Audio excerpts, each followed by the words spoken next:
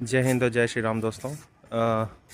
झारखंड की पॉलिटिक्स में एक बहुत बड़ा उलटफेर देखने को मिल सकता है निकटतम भविष्य में, क्योंकि ये इसलिए अटकलें लगाई जा रही हैं क्योंकि हेमंत सोरेन जो है वो शनिवार को दिल्ली में आए एक प्राइवेट प्लेन से अपनी वाइफ के साथ, और वो लगभग वहाँ पे 3-4 दिन तक, मतलब अभी 1-2 दिन पहले तक, ट्यूसडे तक रुके, फिर वापस चले गए।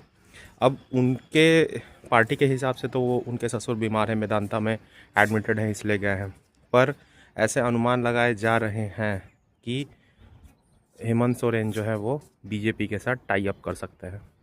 अब इसका रीज़न क्या है, क्यों हेमंत सोरेन जो है वो कांग्रेस के साथ जो उनकी वहाँ पे गवर्नमेंट चल रही है कोalition की, उसको क्यों तोड़ रहे हैं?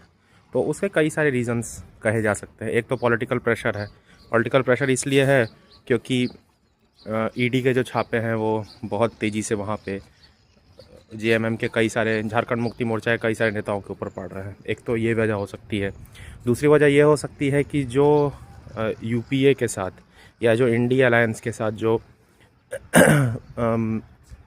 बिहार के चुनाव में जो जेएमएम ने सीट मांगी और उनको एक भी सीट नहीं मिली, उससे भी जो है वो कहीं ना कहीं पार्टी के कुछ नेता जो है वो काफ़ी नाराज़ हैं कि हमारी मतलब इतनी भी इज्जत नहीं रह गई कि हमने अगर कुछ सीट मांगी तो हमको दी जाए।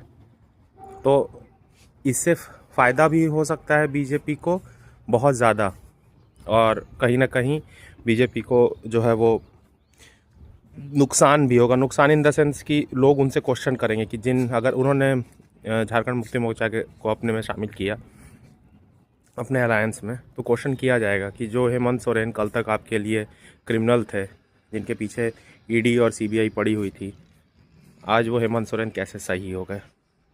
और बीजेपी को फ़ायदा पॉलिटिकल इसलिए होगा क्योंकि जो कई सालों से झारखंड में बीजेपी जो है वो सरकार नहीं बना पाई। इवन 6 साल पहले भी जब झारखंड में सरकार बनी थी बीजेपी की, आज से 6 साल पहले, तो भी बीजेपी ने 37 सीट लेके आई थी। मतलब वो सिंगल लार्जेस्ट पार्टी नहीं थी। तो मेजॉरिटी अभी भी बीजेपी के पास नहीं है। तो उसको भी कहीं ना कहीं पता है कि अगर झारखंड में उसको अपनी गवर्नमेंट बनानी है तो उसको जेएमएम के साथ हाथ मिलाना ही पड़ेगा। वही उसका एक स्ट्रॉन्गेस्ट अलायंस पार्टनर होगा। इन सारे पॉलिटिकल रिफ्ट के बीच में आपका इस बारे में क्या सुझाव है, इस चैनल में ज़रूर कमेंट करके बताएं, और इस चैनल को लाइक और सब्सक्राइब ज़रूर करें। जय हिंद, जय श्री राम।